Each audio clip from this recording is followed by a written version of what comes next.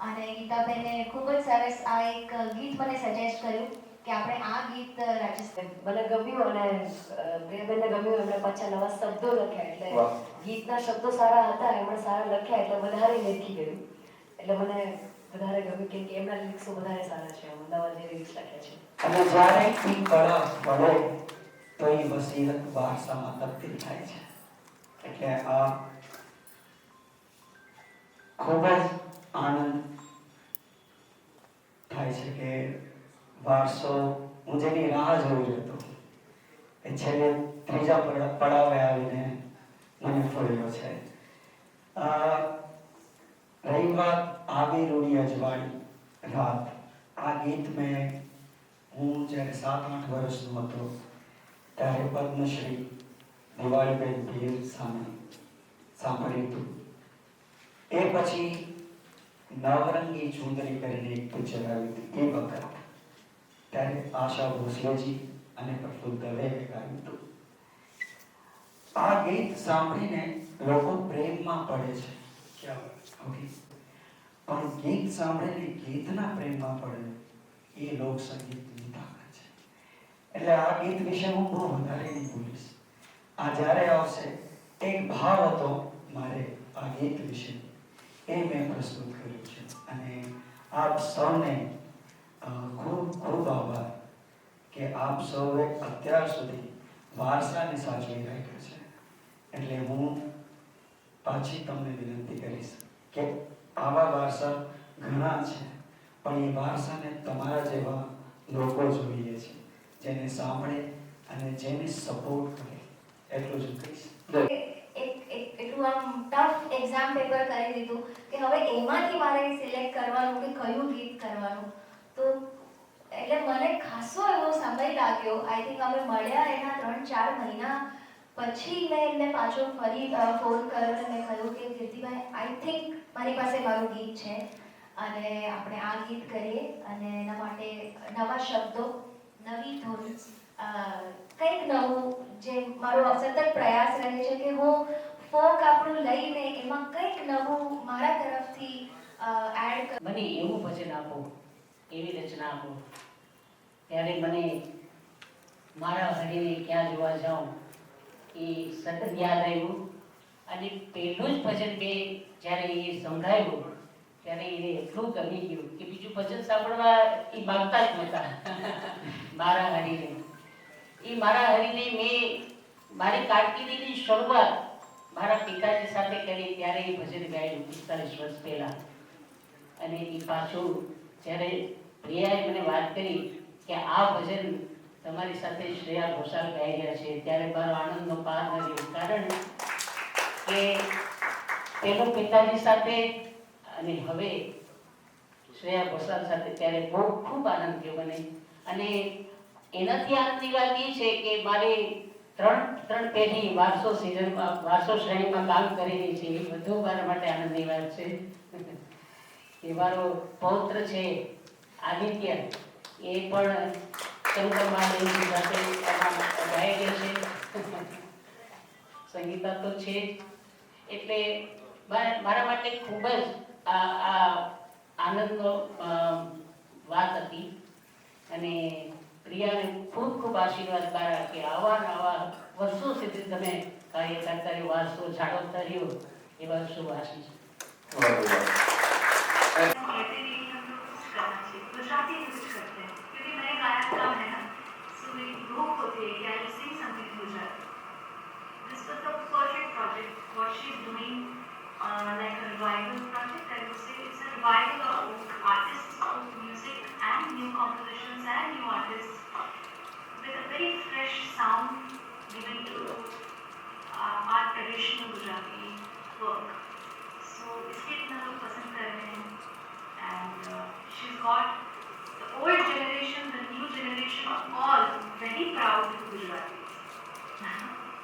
मेरा बहुत बहुत ग्रैटिट्यूड, क्योंकि गुजराती ऑडियंस ने मुझे बहुत प्यार दिया है ओवर द इयर्स.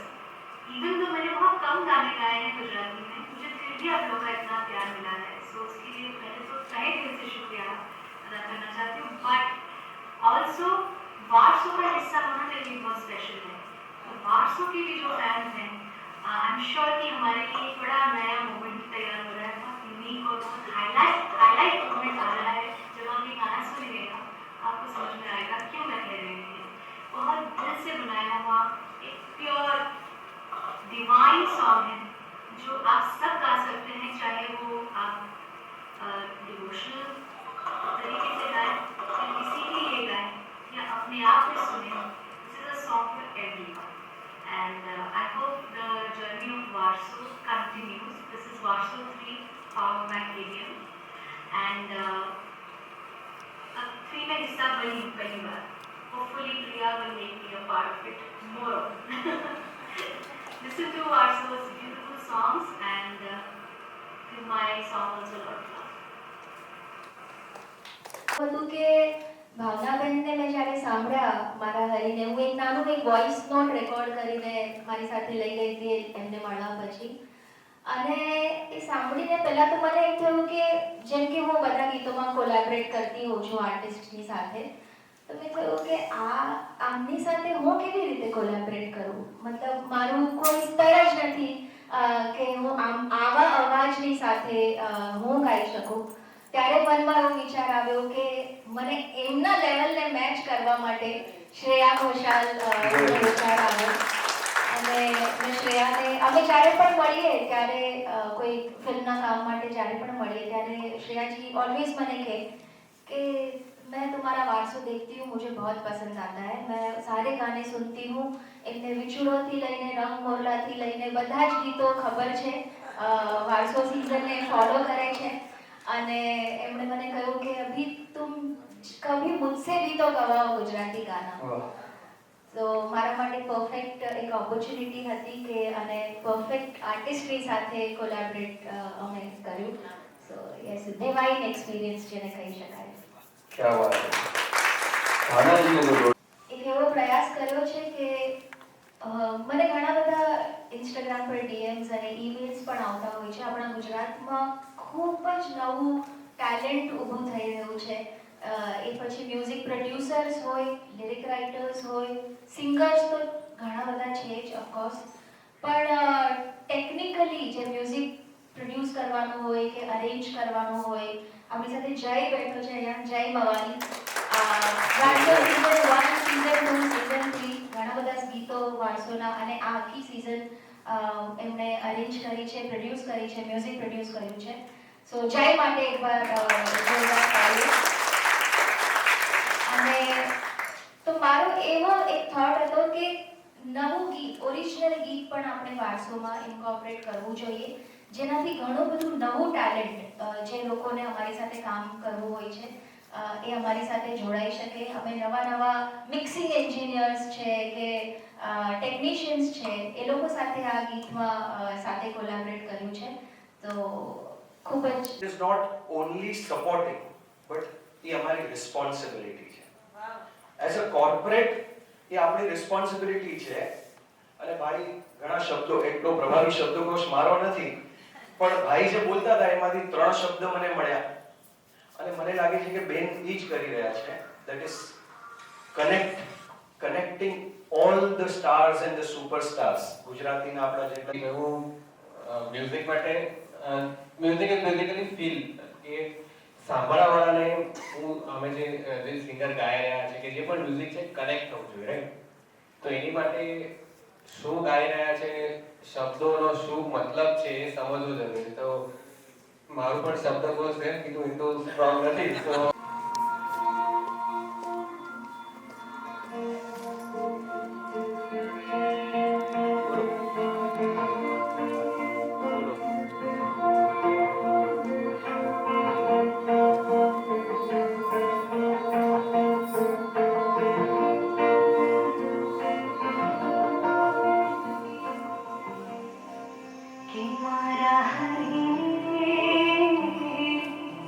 क्या जो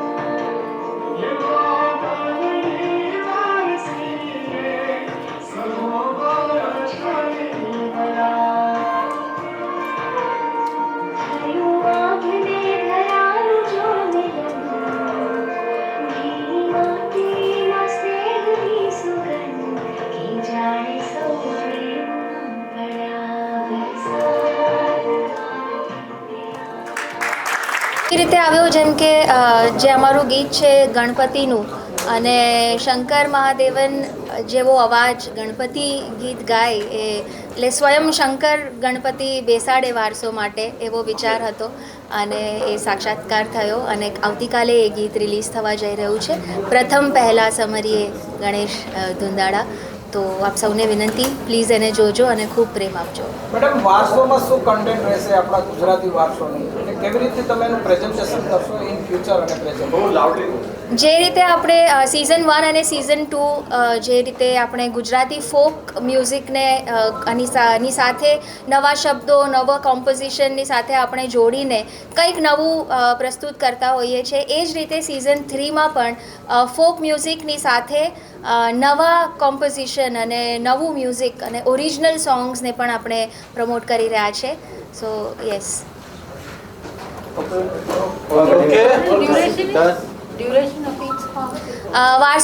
વારસોની 3rd સિઝનમાં 6 ગીતો છે, અને એવરી ફ્રાઈડે આવતીકાલથી શરૂ થાય છે 21 માર્ચથી. એવરી ફ્રાઈડે એક નવું ગીત રિલીઝ થશે. Song duration.